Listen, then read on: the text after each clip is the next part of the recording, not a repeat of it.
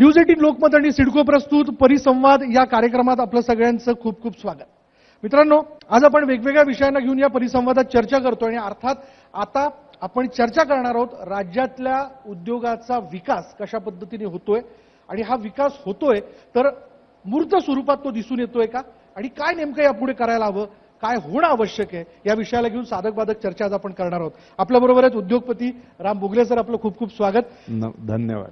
आणि सीएमआयचे सेक्रेटरी अथर्वेश नंदावत, आपले खूप खूप स्वागत. एक तरुण चेहरा. मी अर्थात सुरुवात करतोय. मला व्यापक दृष्टिकोनाचा पहिला प्रश्न आपल्याला घ्यायचा आहे बुगले सर. निर्लेप सारखा उद्योग आपण उभा केला आणि अर्थात हा निर्लेप हा ब्रँड लोकांच्या मनामनात बसला आणि आजही घरात जर छानपैकी सकाळचा ब्रेकफास्ट करायचा असेल तर निर्लेपची आठवण ही आवर्जून होते, यात कोणत्याही प्रकारची शंका नाही आणि हेच तुमचं यश म्हणता येईल. पण राज्यातल्या एकूणच उद्योगाच्या विकासाकडे ज्यावेळेस आपण बघता किंवा आपण एक व्यापक दृष्टीने बघता तेव्हा काय नेमकं तुम्हाला दिसून येतं असं तुम्हाला वाटतं? महाराष्ट्राच्या बाबतीत आपण बोलायचं झालं तर तसं महाराष्ट्र हा एका दृष्टीने नशीबवान होता. मुंबई बंदर महाराष्ट्रात असल्यामुळे आणि बंदरावरनं होणारा जो व्यापार आहे त्याला अतिशय महत्त्व असल्यामुळे स्वातंत्र्यानंतरच्या काळात मुंबई, ठाणे, पुणे या विभागात औद्योगिक वसाहती वाढल्या आणि त्याचं महत्त्वाचं कारण असं होतं की 1960 नंतर सरकारनी याच्याकरता विशेष प्रयत्न करण्याची गरज आहे हे लक्षात घेऊन आधी MIDCची स्थापना केली आणि MIDCची स्थापना व्हायच्याही आधी कॉपरेटिव्ह डिपार्टमेंटच्या माध्यमातून कॉपरेटिव्ह इंडस्ट्रियल इस्टेट्स ही संकल्पना महाराष्ट्रात पसरवली. त्यामुळे जालना, परभणी, औरंगाबाद, नाशिक, सांगली अशा छोट्या छोट्या गावांच्यातनं या औद्योगिक वसाहती निर्माण झाल्या, ज्या पुढे MIDCचा भाग झाला काही ठिकाणी. बरोबर. तर उद्योग पसरायचा असेल तर प्राथम्याने जमिनीची उपलब्धता, ज्या जमिनीत रस्ते, पाणी, वीज याची व्यवस्था आहे अशी ती जमीन की जिथे कारखाना काढल्यानंतर या सगळ्या गोष्टींकरता तुम्हाला वेगवेगळ्या एजन्सीजकडे जाण्याची गरज पडू नये. त्यामुळे उद्योग वाढीकरता सुरुवातीच्या काळात जे प्रयत्न महाराष्ट्रात झाले त्यामुळे महाराष्ट्राला एक लीडरशिप पोझिशन मिळाली आणि ती आजही टिकून आहे. पण 1960च्या 70च्या दशकात जे निर्णय घेतले गेले त्यामुळे महाराष्ट्राची औद्योगिक प्रगती मी असं म्हणेन की 2000-2005 पर्यंत चालू राहिली. त्याच्यानंतर हे सगळं इतरही देशातली राज्य शिकले आणि त्यांच्याकडे औद्योगिक प्रगती व्हायला लागली. अर्थातच महाराष्ट्रात कॉम्पिटिशन वाढली आहे. बरोबर. त्यामुळे यानंतरच्या काळात औद्योगिक प्रगती करायची असेल तर नवीन येणाऱ्या उद्योगांना, उद्योगाचं स्वरूपही बदललंय, त्यामुळे या नवीन येणाऱ्या उद्योगांच्या नक्की गरजा काय आहेत, त्यांच्या केवळ जमिनी उपलब्ध करून, पाणी, वीज उपलब्ध करून ते येतील का त्याही पलीकडे जाऊन त्यांना काही अधिकची अपेक्षा आहे, याचा विचार सरकारने आता करण्याची गरज आहे. आणि तसा विचार जेव्हा सरकार करतं तेव्हाच खूप मोठ्या प्रमाणावरती औद्योगिक गुंतवणूक येताना दिसते. जशी ती ऑरिक सिटीत म्हणजे बिडकीन ऑरिक सिटीमध्ये गेल्या 6 महिन्यात जवळजवळ 52,000 कोटीची इन्व्हेस्टमेंट आलेली आहे आणि अजून जवळजवळ 20,000 कोटीच्या इन्व्हेस्टमेंटची प्रपोजल्स लाईनमध्ये आहेत, जी पुढच्या 5-6 महिन्यात येतील. त्याचं कारण आहे की केवळ जमीन, पाणी, वीज एवढ्याचा विचार नाहीये तर त्याच्याही पलीकडे जाऊन स्मार्ट सिटीचा विचार त्याच्यात आहे. बरोबर, एक्झॅक्टली. कम्युनिकेशनचा विचार आहे. हा सगळा विचार आणि कनेक्टिव्हिटीचा विचार आहे. समृद्धीसारखा हायवे मुंबई बंदराला जोडला जाईल. त्यानंतर सोलापूर धुळे हायवेमुळे एक कनेक्टिव्हिटी निर्माण झालेली आहे. या सगळ्या गोष्टी झाल्यामुळे आज तिथे गुंतवणूक येते. ती केवळ इंडस्ट्रियल एरिया असती तर ही गुंतवणूक आली नसती, पण हे सगळं आहे, विमानतळ आहे म्हणून ती गुंतवणूक येते. अथर्वेश, मला आपल्याकडे यायचंय. पुढच्या मुद्द्याला मी हात घालतो. सरांनी काही अपेक्षा या ठिकाणी व्यक्त केल्या, पण ह्या अपेक्षा पूर्ण करण्यासाठी फार परिश्रम करावे लागत आहेत का एक उद्योजक म्हणून, किंवा काही लाल फितीतल्या अडचणी तुम्हाला समोर दिसतात का, आणि असतील तर मला असं वाटतं त्यावरती तुम्ही या व्यासपीठावर ठामपणे बोलायला हवं. आई थिंक सबसे इंडस्ट्रीज आ गई हैं. द बिगेस्ट चैलेंज अब जो रहेगा हमारे पास वो रहेगा कि the skilled manpower and chamber है, चेंबर के जैसे काफी सारे ऑर्गेनाइजेशंस है, they are all coming together and skilling hub बनाएंगे जिससे catering to the demands of the industry needs to be met. And I think more than the challenge, I feel it is the golden opportunity for the people here. जो city के लोग हैं, we have excellent industries, excellent service sector जो in लोगों को cater कर सकते हैं. And that is where we should aim for our strengths rather looking at the challenges. Challenges can be overcome. So today a lot of vendors are there who are supplying to Toyota, a lot of vendors are there who are supplying to Ather from the city, and ज़्यादा से ज़्यादा हम लोग in बड़े industries को obviously tier 1 vendors नहीं but tier 2 vendors, tier 3 vendors कैसे बन सकते हैं. I think our aim should be that. So, Bhogle sir, म्हणजे घर पाव बांधून असं आपण म्हणतो, तर जेवढं घर बांधण्याचं जे एक आव्हान असतं सर्वसामान्य माणसासमोर, तेवढंच एका सर्वसामान्य माणसाने गर्दीतनं उठून एक उद्योग उभा करणं हे देखील एक नवल असतं. अर्थात सचोटीने आणि जिद्दीने ते काम करावं लागतं, जे तुम्ही केलेलं आहे. मला असं विचारायचं होतं की राज्याच्या औद्योगिक विकासाकरता ज्या वेगवेगळ्या स्कीम्स आहेत ज्याने उद्योजक आकर्षित होऊ शकतात, त्याचा फायदा होतोय का, आणि त्याचा फायदा जर झाला असेल तर उद्योग उभे राहत आहेत का?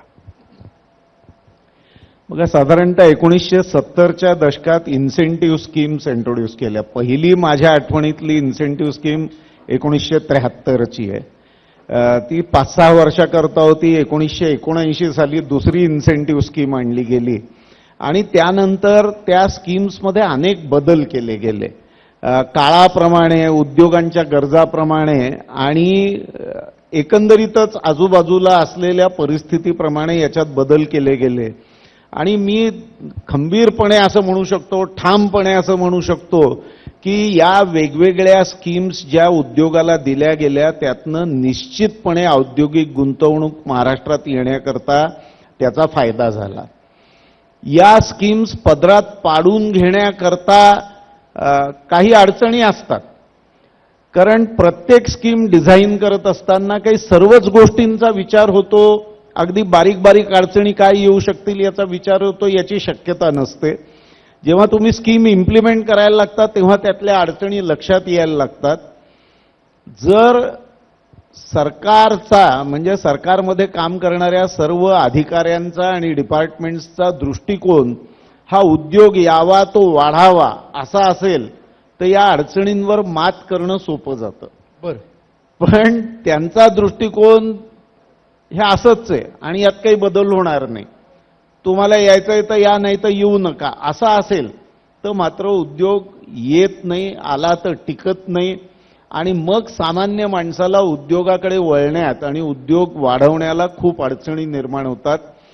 मला असं वाटतं की गेल्या 20 वर्षात माझं स्वतःचं एकंदरीत याच्याकडे बघण्याचा जो दृष्टिकोन आहे तो असा आहे की सुरुवातीच्या काळात लोक नियमाकडे जेवढं बोट दाखवून अडवायचा प्रयत्न करायचे, त्या मानाने आता सरकारी अधिकाऱ्यांचा दृष्टिकोन बदललेला आहे. त्यांनाही हे पटलेलं आहे की उद्योग आले तर सर्वांगीण विकास होतो आणि त्या सर्वांगीण विकासाचा फायदा सामान्य माणसाला होतो, उद्योजकाला होतो, राजकारण्यांना होतो, तसा तो सरकारी अधिकाऱ्यांनाही होतो.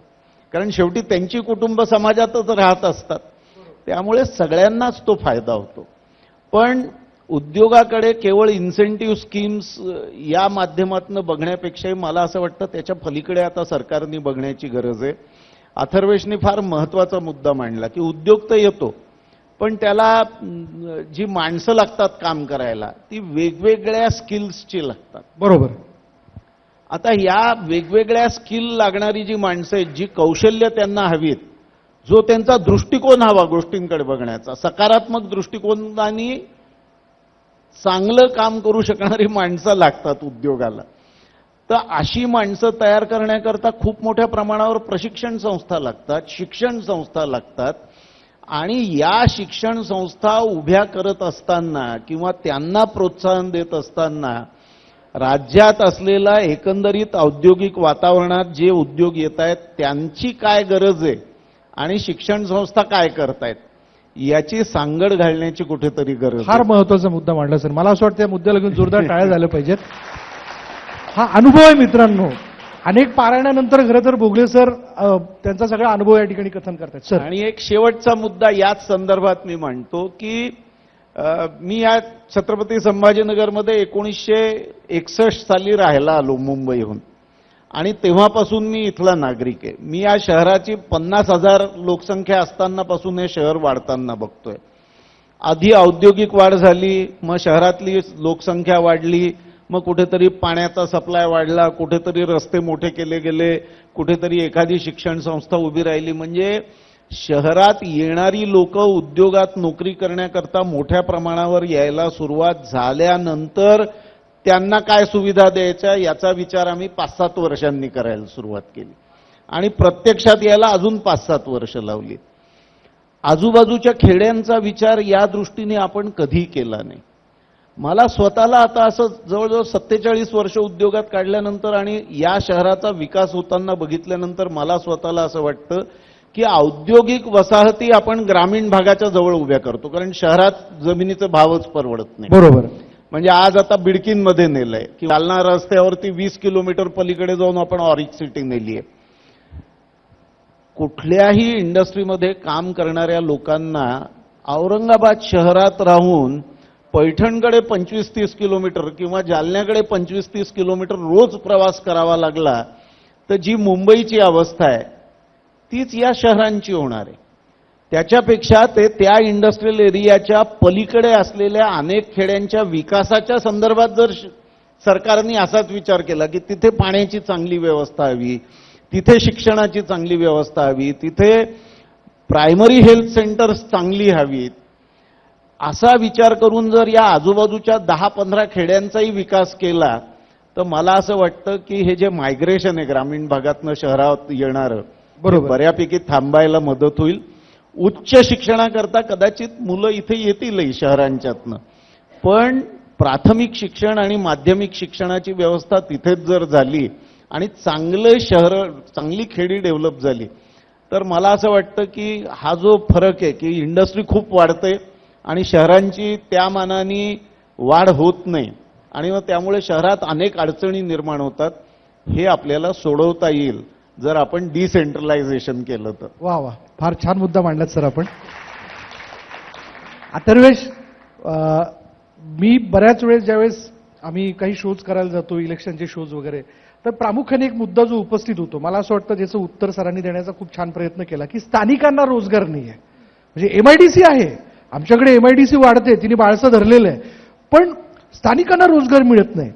पण तो रोजगार देण्यासाठी सुद्धा त्या उद्योजकाकडे जे प्रोडक्ट बनवलं जातं आणि ते बनवण्यासाठी जे स्किल हवं असतं त्या स्किलची संबंधित लोक तिथे असणं आवश्यक असतं. हा प्रमुख मुद्दा आहे.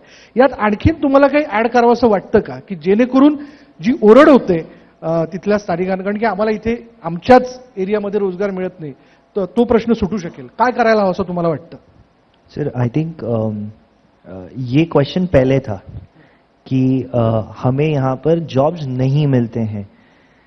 द मोमेंट अभी JSW ने अपना भूमि पूजन कर लिया, एथर ने अपना भूमि पूजन कर लिया. The moment these industries start, the challenge of students going out or the talent being drained out will stop immediately.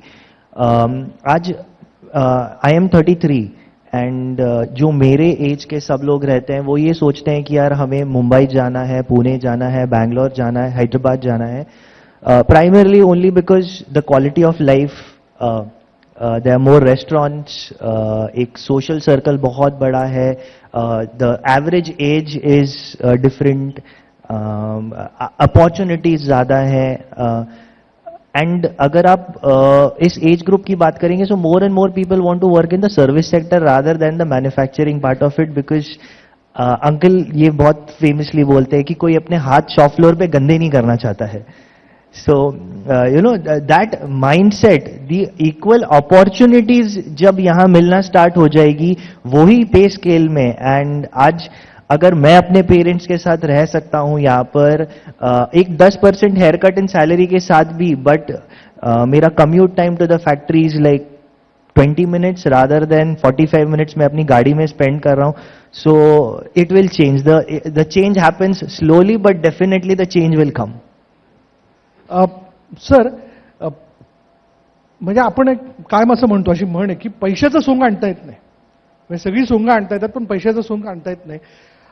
सध्याला उद्योग उभा करताना तो उद्योजक आपल्या पाठीशी किती आर्थिक पाठबळ आहे याचा तो विचार करतोच, पण सरकारने देखील त्याचा उद्योग उभ्या करण्याच्या दृष्टिकोनातनं त्याला काही आर्थिक पाठबळ द्यायला हवं, या दृष्टीने काही व्हायला हवं. एक ढोबळ प्रश्न माझा की काही पॉलिसीज तशा पुढे यायला हव्यात असं तुम्हाला वाटतं का? बघा, एक काळ असा होता 1970चा की ज्या वेळेला सीकॉम हे इक्विटीमध्ये पार्टिसिपेट करायचं. म्हणजे निर्लेप उद्योगाचा तुम्ही मगाशी उल्लेख केलात. आमचा पहिला कारखाना जो उभा राहिला, मला अजूनही त्या काळातल्या बॅलन्स शीट्स आठवतात, ज्याच्यात 70,000 रुपयाची इक्विटी सीकॉमनी घेतली होती आमच्या कंपनीत. नंतर आम्ही ती त्यांना पैसे परत करून विकत घेतली. पण प्रश्न असा येतो की त्या काळात याची फार गरज होती, कारण उद्योगात सहजासहजी पैसे गुंतवायला लोक तयार नसायची. बरोबर. आज परिस्थिती खूप बदललेली आहे. म्हणजे आज जर तुमच्याकडे अतिशय चांगली संकल्पना असेल आणि तुम्ही कष्ट करण्याची तुमची तयारी असेल आणि तुम्ही योग्य पद्धतीने ही संकल्पना आणि तुम्ही करत असलेले कष्ट लोकांसमोर मांडू शकलात, तर पैशाची कमतरता नाही. म्हणजे मधली 2-3 वर्ष तर अशी होती डिमॉनेटायझेशनच्या नंतरची की बँकांकडे इतके पैसे होते की बँका मागे लागलेल्या होत्या की घ्या कर्ज, तुम्ही पैसे वापरा आमचे, ही परिस्थिती होती. आता गेल्या 1-1.5 वर्षात परत ही परिस्थिती बदलली आहे. बँकांकडे डिपॉझिट येणं कमी झालंय आणि सगळी मंडळी शेअर मार्केटमध्ये जास्ती गुंतवणूक करतायत. त्यामुळे बँकांकडे पैशाची कमतरता जरी नसली तरी तेवढा सरप्लस आता शिल्लक नाहीये. पण चांगली संकल्पना, कष्ट करण्याची तयारी तुम्ही दाखवलेली असली, 2-3 वर्ष तर संकल्पना छोट्या प्रमाणात तुम्ही सुरुवात केलेली असली, तर मला असं वाटतं की असा कष्ट करणाऱ्या सिन्सिअर उद्योजकाच्या मागे पैशाचं पाठबळ समाज आणि बँका उभ्या करतात. त्याच्यात सरकारनी काही करायची गरज आहे असं आता मला वाटत नाही. तशी आता गरज नाहीये. पण सर, काय वाटतं, म्हणजे आता कोरोनानंतर म्हणजे म्हटलं गेलं की कोरोनात उद्योग क्षेत्राला देखील फार मोठा धक्का बसला. आता एक कालावधी निघून गेलेला आहे कोरोनानंतरचा. उद्योग पुन्हा एकदा जोमाने उभे राहिलेत तसं दिसतंय, म्हणजे तसं गोंडस स्वरूप दिसतंय. 20 आणि 21 सालात जेव्हा कोरोना एकदा आला, मग गेला, मग परत आला, त्या काळात उद्योगांची अवस्था अवघड झाली होती. सरकारने लॉकडाऊन्स केले होते, कारखाने बंद होते, कारखाने सुरू करण्याकरता धडपड करावी लागली आणि या सगळ्यात जे नुकसान झालं त्याच्यामुळे उपलब्ध असलेला पैसाही कमी झाला उद्योगांकडचा. पण हे 2021 साली संपलं. आज आपण 2024च्या अर्ध वर्ष संपलेलं आहे. उद्योगांची परिस्थिती परत बदललेली आहे आणि उद्योग अतिशय सक्षमपणे काम करत आहेत. अर्थात त्या काळात अनेक उद्योग बंद पडले हेही सत्यच आहे. पण बघा, एक समजून आपण सगळ्यांनी घेतलं पाहिजे की जे उद्योग अतिशय शिस्तीत आणि कुठल्याही प्रकारचा वायफळ खर्च न करता योग्य ठिकाणी योग्य खर्च करून चालवले जातात आणि योग्य प्रकारच्या प्रॉडक्ट्स करता धडपड करत राहतात, आपली गुणवत्ता चांगली ठेवण्याकरता प्रयत्न करत राहतात आणि वाम मार्गाने पैसे मिळवण्याच्या मागे नसतात, असे उद्योग कितीही वर खाली झालं तरी टिकतात. जे उद्योग लवकरात लवकर पैसा कमवायचा आहे, कुठल्याही मार्गाने कमवायचा आहे, आर्थिक शिस्त पाळायची नाहीये, कामगार कायदे पाळायचे नाहीयेत, टॅक्स रूल्स पाळायचे नाहीयेत, अशा पद्धतीने जे उद्योग चालवले जात होते ते असे उद्योग जास्तीत जास्त बंद पडले आणि जे शिस्तीने चालवत होते ते जास्तीत जास्त उद्योग टिकले. त्यामुळे हा धडा आपण घेतला पाहिजे की जे उद्योग शिस्त पाळतात, सगळे कायदे पाळण्याचा कसोशीने प्रयत्न करतात आणि वायफळ खर्च उगाच करत नाही. मी उद्योजक आहे म्हणून मी आता एकदम मर्सिडीज गाडीतच फिरणार, हे असं डोक्यात ज्याच्या नसतं ना, ते उद्योग टिकतात. म्हणजे आपली भौतिक सुख उद्योजक म्हणून कायम आपण नियंत्रित ठेवली पाहिजे. खरं तर भोगले सरांच्या या सगळ्या बोलण्यात प्रामुख्याने एक शब्द समोर आला, तो म्हणजे विश्वासार्हता. मंडळी, विश्वासार्हतेचं एक उत्तम उदाहरण मी तुम्हाला सांगू. म्हणजे आपल्या प्रत्येकाच्या घरात निर्लेपचा तवा हा 100% असणार, यात कोणत्याही प्रकारची शंका नाही. कारण लग्नातल्या आयरात सुद्धा फार हौशीने तो निर्लेपचा तवा गिफ्ट म्हणून दिल्याची देखील उदाहरणं आपल्याला रुखवतातली दिसतील. सर, निर्लेपचा तवा पहिल्यांदा गॅसवरती ठेवताना मी पूजा करणाऱ्या महिला देखील पाहिलेल्या आहेत त्या तव्याच्या. आणि मला असं वाटतं हे यांच्या यशाचं सगळ्यात मोठं गमक आहे आणि हे शुभेच्छा आणि आशीर्वाद आहेत सर.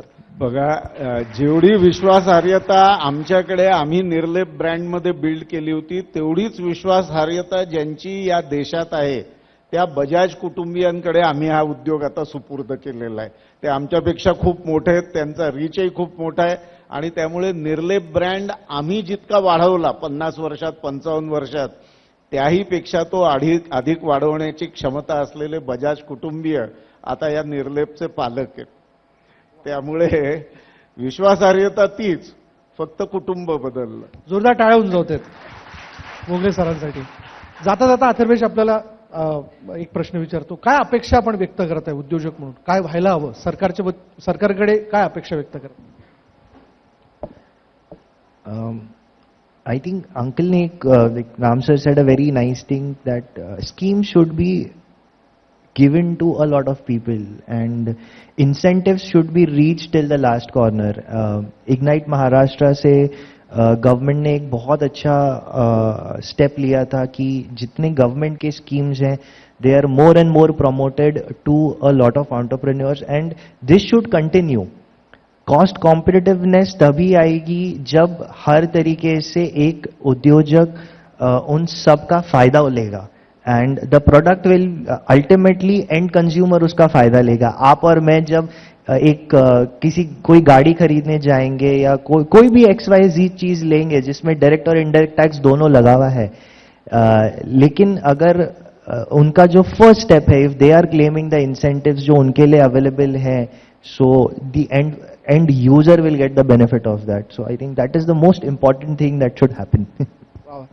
मला यात एक मेन्शन अगदी आवर्जून करावं असं वाटतं. ते असं आहे की एक काळ असा होता की हे जे इन्सेंटिव्ह गव्हर्नमेंट प्रॉमिस करायचं, हे इन्सेंटिव्ह घेण्याकरता वर्षानुवर्ष सरकार दरबारी खेटे मारावे लागायचे.